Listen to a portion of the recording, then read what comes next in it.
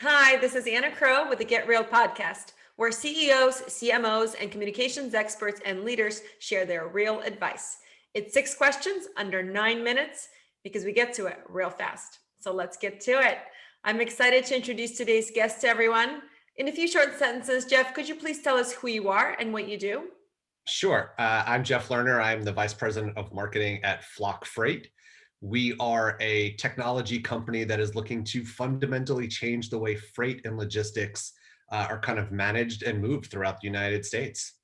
Fantastic. And I've been keeping an eye on you guys, and you are definitely making some moves, no pun intended. So excited to hear, from you, and just excited to connect with you. What would you say is the best thing about being a leader in your industry? I think first and foremost, I'm a big believer in, my learning growth is never over.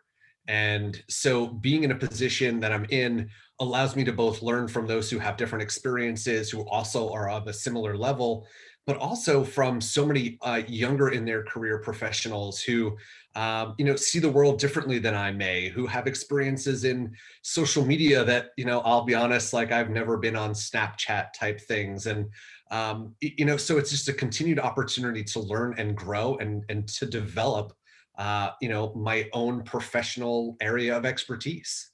Absolutely. I think that growth mindset is so important. And I was actually on a webinar yesterday, and someone mentioned that some of his best mentors weren't the people who had the most success or the biggest bank account, but were the ones who had helped him grow more and really see inwardly. So I think it's kind of in line with that. I think it's just really cool. So true.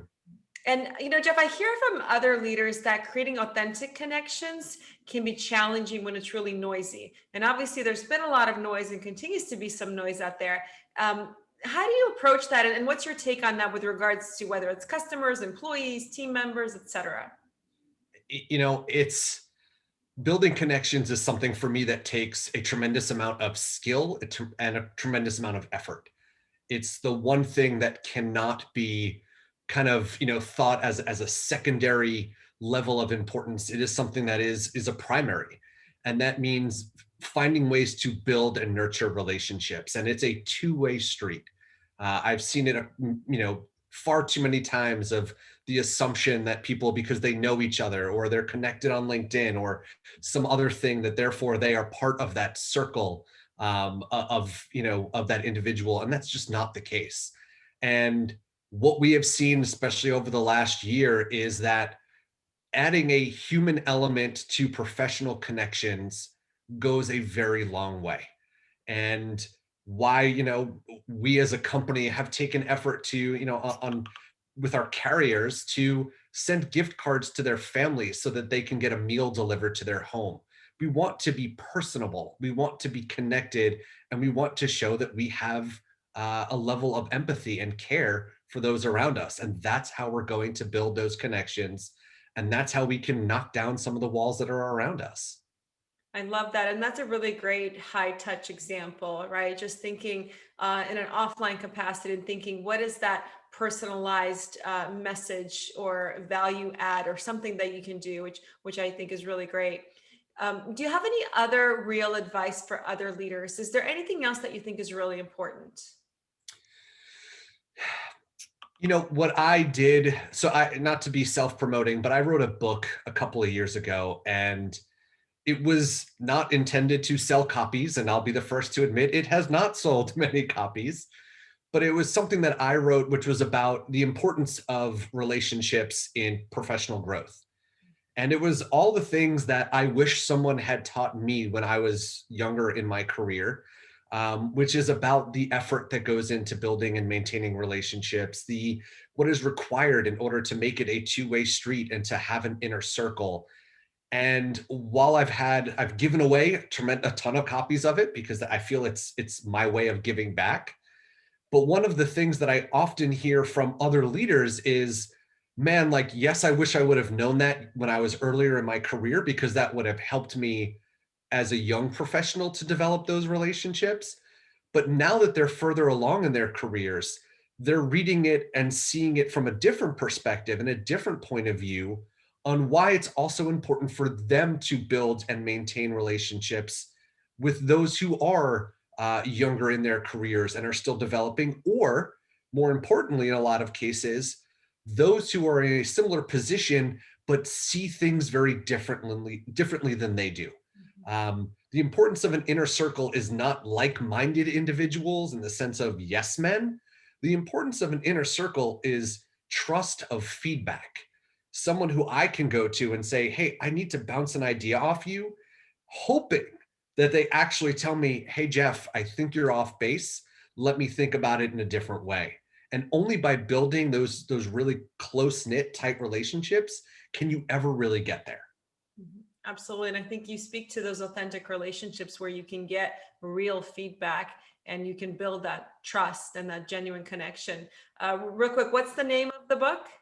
The book is called The Power of Relationships in Professional Growth. Oh, I love that. No, this is your podcast, so you are welcome to promote. I'm again, like it was more of a hobby of anything. I thought it would be an article that I would, send to Ad Age or somewhere else where I've written things before. But I just kept writing. And, what turned into an article, or was an article turned into, a short book. But, it's the lessons that I wish somebody had given me. Absolutely. That's great.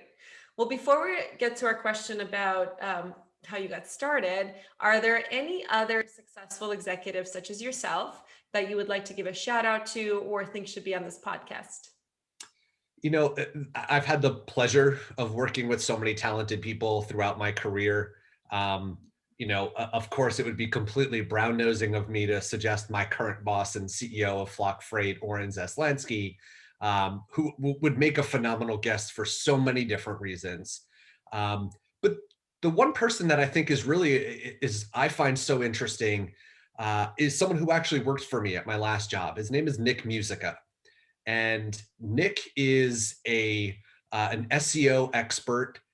He has that marketing background, and he, over the last couple of years, decided to forego every opportunity of me trying to hire him to start his own company and to, be the CEO and founder of a consulting firm that really has been making tremendous strides in working with their customers and their clients to grow their organic search results, to think differently about how they go to market with some of their strategies. And he's just a very talented and probably the most humble individual I've ever met.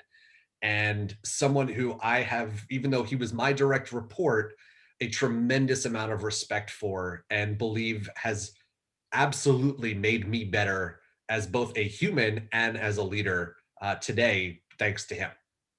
Very cool. It's a great shout out. I appreciate you sharing that example. He sounds fantastic. Well, our last question gives us a little glimpse and peek behind the curtain of how you got started. Obviously, you've had this wonderful career and you're in a great position right now, but can you tell us about your first job?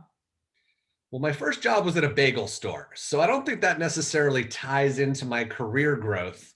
Although it was, an amazing job as someone who tends to eat a lot of bagels. My first, real job out of college, I had the opportunity to go work at Google. And I was an inside sales rep at Google for a few years, transitioned over to a couple of different teams, had the opportunity to go to Brazil and help launch an office that we had just founded or were opening in Sao Paulo, and just had tremendous amount of opportunities and experiences there that really helped give me the background of what it means to be a marketer. But one of the things that I realized while I was there was throughout the course of the day, my conversations were often with ad agencies and trying to get them to understand why they should invest their clients' ad dollars with Google. And when I met resistance or friction or just trying to understand that a little bit more, I realized if I stayed at Google forever, I would never get a different perspective on the marketing world. And I felt that I really needed to see, at that point, I felt like I needed to see both sides of the coin. And so I left Google to go to a digital ad agency to lead a lot of the marketing efforts and a lot of the strategy for their customers, for their clients. So I did that for a couple of years and then realized this was not a two-sided coin. This was now a three-sided, I guess, tripod.